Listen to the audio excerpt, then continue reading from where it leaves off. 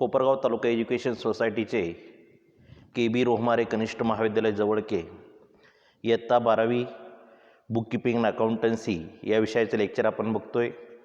आज आपला चौथा प्रॉब्लेम चालू आहे पियुष आणि अरुण नावाचा पार्टनरचा। काल आपण प्रॉब्लेम समजून घेतलेला आहे, प्रॉब्लेम आपल्याला सोडवायचा आहे। प्रॉब्लेम फळ्यावरती तुम्हाला सोडून दिलेला आहे, मी समजून सांगतोय त्याप्रमाणे आपल्या वहीमध्ये आपल्याला काय करायचं आहे तो व्यवस्थित लिहून घ्यायचा आहे। बघा, प्रॉब्लेममध्ये आपल्याला ट्रायल बॅलन्स दिलेला होता, ट्रायल बॅलन्सच्या खाली आपल्याला ॲडजस्टमेंट दिलेल्या होत्या। ॲडजस्टमेंट आणि ट्रायल बॅलन्स आपण काल ट्रान्सफर केलेला होता। कोणते अकाउंट्स कुठे जातात, ट्रेडिंग अकाउंटला काय काय जातं, ट्रेडिंग अकाउंटच्या डेबिटला काय असतं, ट्रेडिंग अकाउंटच्या क्रेडिटला काय असतं, प्रॉफिट अँड लॉस अकाउंटच्या डेबिटला काय आहे, प्रॉफिट अँड लॉस अकाउंटच्या क्रेडिटला काय आहे, बॅलन्स शीटच्या ॲसेट साईडला काय आहे, बॅलन्स शीटच्या लायबिलिटी साईडला काय आहे, हे आपण ट्रायल बॅलन्समध्ये काय केलेलं आहे ट्रान्सफर क्लिअर केलेलं आहे। त्यानंतर ॲडजस्टमेंट आहे, त्या ॲडजस्टमेंटचे प्रत्येकी आपल्याला 2-2 इफेक्ट द्यावे लागतात। त्या प्रत्येक ॲडजस्टमेंटमध्ये काही ॲडजस्टमेंट ॲड होतात, काही लेस होत असतात, काही आहे तशाच आपल्याला लिहायचे असतात। त्यानुसार काल आपण ते पण ट्रान्सफरिंग क्लिअर केलेलं आहे। आपल्याला आज प्रॉब्लेम बघायचा आहे। बघा, ट्रेडिंग अकाउंट तुमच्या समोर तयार केलेलं आहे, वरती नाव टाकायचं in the books of Piyush and Arun trading account for the year ended 31 March 2019। त्यानंतर डेबिट क्रेडिट, डेबिट साईडला पर्टिक्युलर रुपीज आणि क्रेडिट साईडला पण पर्टिक्युलर रुपीज। बघा, ट्रेडिंग अकाउंटच्या डेबिट साईडला काय काय येणार आहे, ट्रेडिंग अकाउंटच्या डेबिट साईडला टू स्टॉक आहे 30,800, to purchases 80,000, to wages 7,500, to carriage 3,000, royalty 2,500, to freight 700।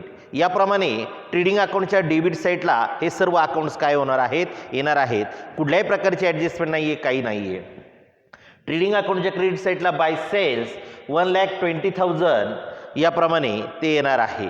त्यानंतर हे जे दोन आहेत ह्या ॲडजस्टमेंट आहेत, त्या ॲडजस्टमेंटमध्ये आपण क्लिअर करणार आहोत। Profit and loss account debit side काय येते बघा, to salary 5,000, by printing and stationery to printing and stationery 1,050, to travelling expenses 3,450। त्यानंतर टू ॲडव्हर्टाइजमेंट फॉर 3 इयर्स, 3 वर्षांचे दिलेले होते आपल्याला, ते 3 वर्षांसाठी 30,000 रुपये दिलेले होते। आपण जे फायनल अकाउंट तयार करतो ते फक्त 1 वर्षांचं असतं, आपल्याला याने 3 वर्षांचे पैसे दिले, आपल्याला फक्त 1 वर्षाचे लागतात म्हणून 2 वर्षांचे आपल्याला लेस करायचे। मग 3 वर्षांसाठी 30,000 तर 1 वर्षासाठी 10,000 याप्रमाणे आपण प्रीपेड 2 इयर्स 20,000 लेस केले आणि बाहेर 10,000 1 वर्षाचे घेतले। फक्त हिडन ॲडजस्टमेंट आहे, छुपी ॲडजस्टमेंट आहे, लगेच करायची असते म्हणून आपण 2 वर्षांचे 20,000 रुपये लेस केले आणि त्याचा सेकंड इफेक्ट आपण काय केलेला आहे दिलेला आहे बॅलन्स शीटच्या ॲसेट साईडला प्रीपेड ॲडव्हर्टाइजमेंट 20,000 लगेच आपण त्याचा इफेक्ट दिलेला आहे। हिडन ॲडजस्टमेंट लगेच काय करायचे असते सोडवायचे असते। त्यानंतर to bad debts 500, to discount allowed 1,800।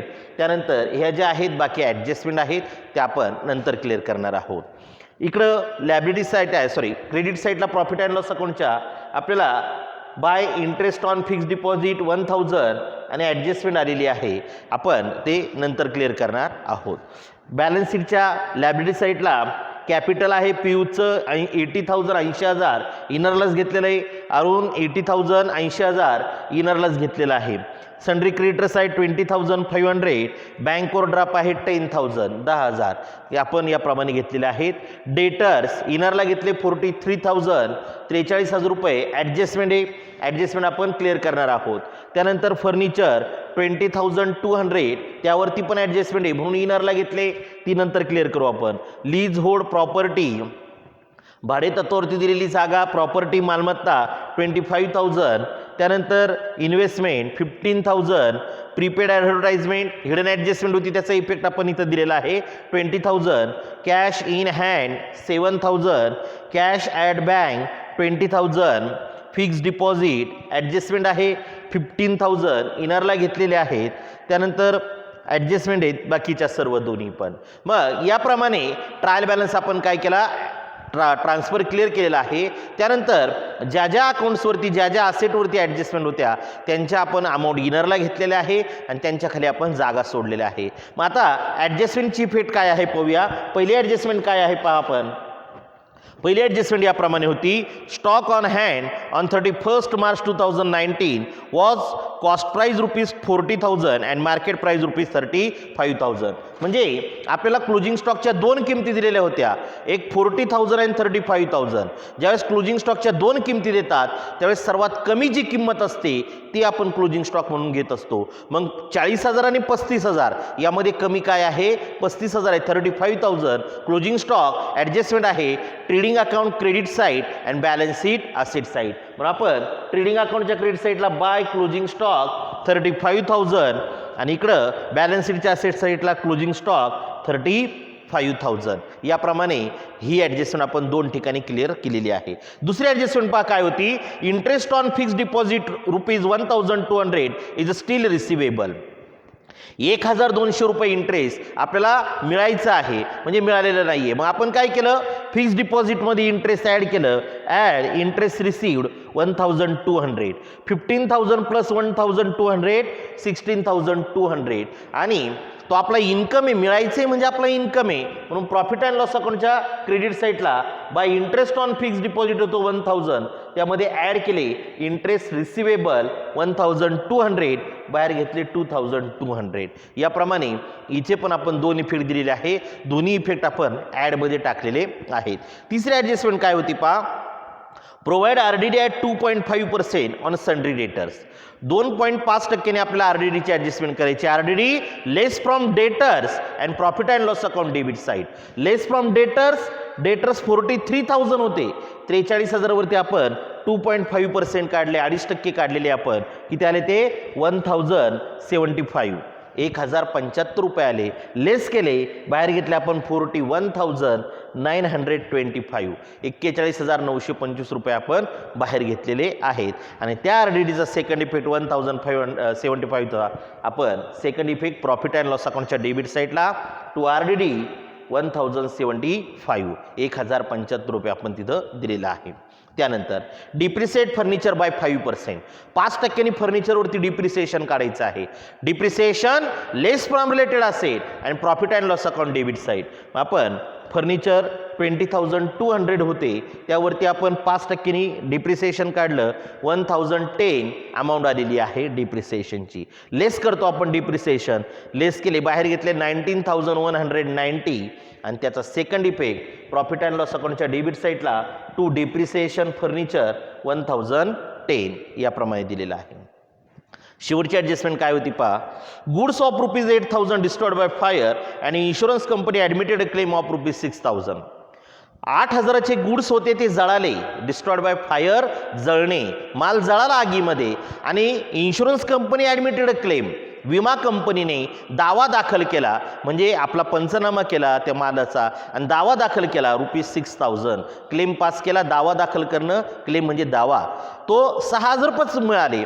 8,000चा माल जळाला, त्याच्या मोबदल्यात 6,000 रुपये आपल्याला मिळू राहिले म्हणजे 2,000 रुपये आपला काय उरायला, लॉस उरायला. 20 नंबरची ॲडजस्टमेंट शिकवली तुम्हाला मी, जिचा इफेक्ट 3 ठिकाणी द्यावा लागतो.